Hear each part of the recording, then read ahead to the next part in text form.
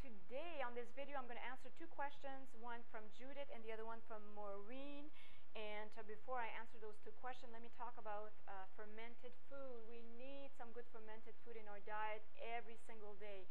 Why? Because we need to replenish our friendly bacteria in our intestinal tract, and the ratio of those friendly bacteria should be 80% good bacteria and 20% bad bacteria. Today, with our lifestyle, it's the reverse.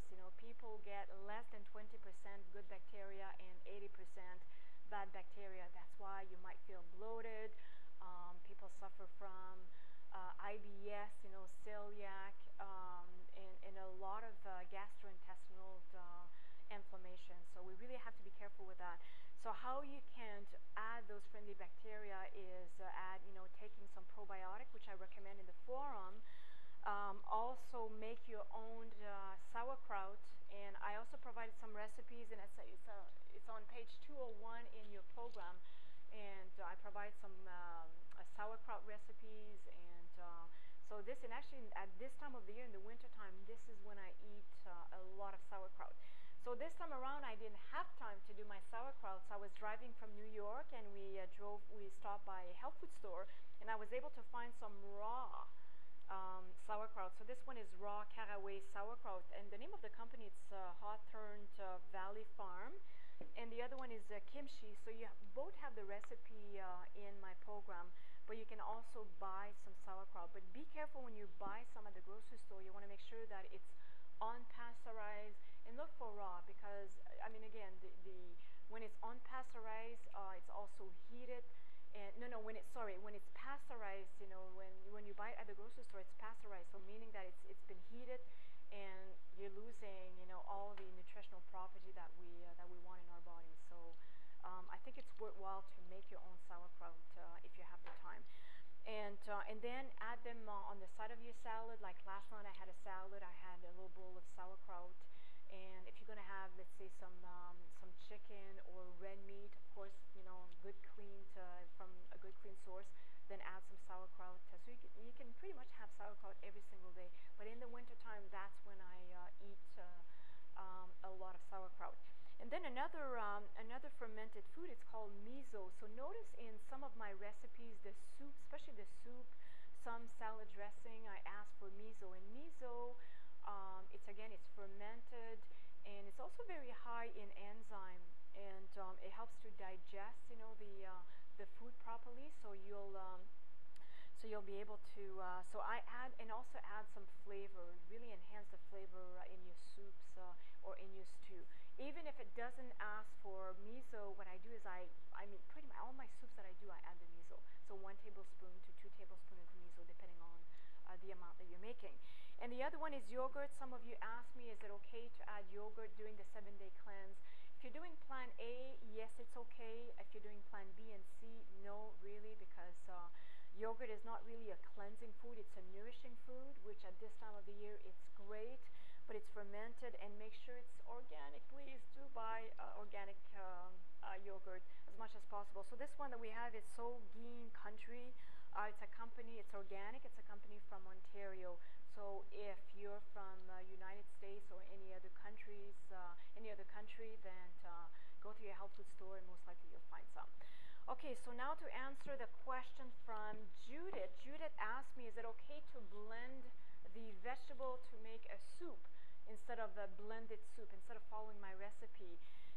But Judith, you also mentioned that you were suffering from, you were bloated and you had gas, and one of the reasons is because you're adding a lot of fiber all at once, and your stomach might not be ready to welcome all those fibers all at once. You might not have enough hydrochloric acid in your stomach to break down the fiber from the vegetables. And remember, the recipe for blended soup is asking for less vegetable if you were to throw a whole bunch of vegetables in the blender and then blend it and drink that. Okay, so there's a difference between that. But if you don't have a juicer, and I'd recommend this to many people. I've done it before, but because I have a good juicer, I prefer to juice my vegetables.